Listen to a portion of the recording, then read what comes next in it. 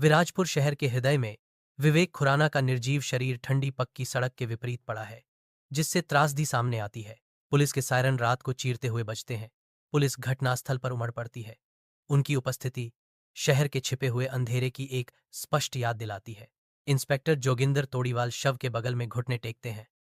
उनका भाव गंभीर दृढ़ संकल्प का मुखौटा है, क्योंकि वह अपनी गंभीर जांच शुरू करते हैं। विवेक खुराना के अपार्टमेंट में इंस्पेक्टर जोगिंदर को माया मिलती है, जिनकी आंखों में एक गहरा, विचलित करने वाला रहस्य झलकता है। माया की चौड़ी आंखें डर और आकर्षण के एक अजीब संयोजन को दर्शाती हैं, क्योंकि सूर्य का प्रकाश धूल के कणों को प्रकाशित करता है। माया बोलती है। उसकी आवाज एक भयावह रहस्योद्घाटन के साथ गूंजती है। मेरे पिताजी कई रातों से किसी से बात कर रहे थे, कोई जो इस दुनिया का नहीं है। मंद रोशनी वाली प्रयोगशाला में वैज्ञानिक उपकरणों के चारों ओर छायाएं नाचती हैं, जो एक अशुभ माहौल बनाती हैं।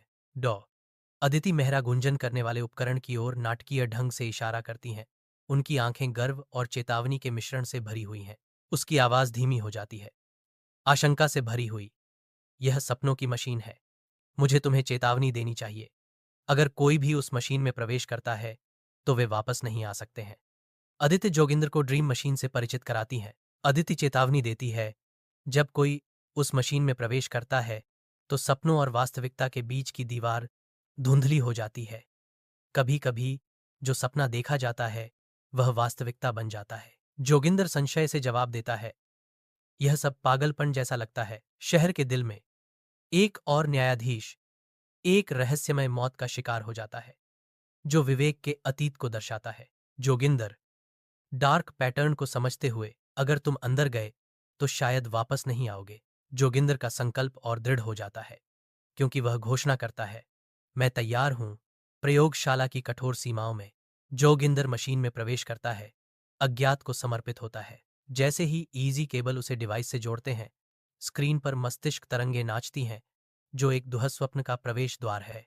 उसके सपने के उजाड़ अस्पताल में एक आवाज गूंजती है, अब तुम देखोगे कि इंसान क्या नहीं समझ सकते। एक भयानक सपने में जोगिंदर को भयावह सच्चाई का सामना करना पड़ता है।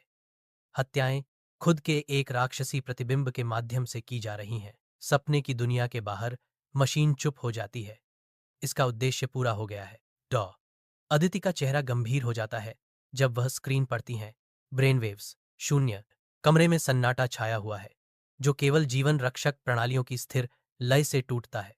सपनों की मशीन शांति से गुनगुनाती है, जो जोगिंदर के निधन की शांति को दर्शाती है। शहर चौंकाने वाली सुर्खियों के साथ जागता है। इंस्पेक्टर जोगिंदर तोड़ीवाल रहस्यमय परिस्थितियों में लैब में मृत पाए गए। लोग डरे हुए हैं।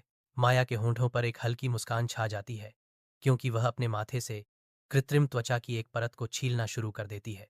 आखिरी आंख, जो अब सपनों से निकलकर हकीकत में आ चुका है। अब इंसान सोते समय केवल सपने नहीं देखता, सपने उसे ही देख रहे होते हैं।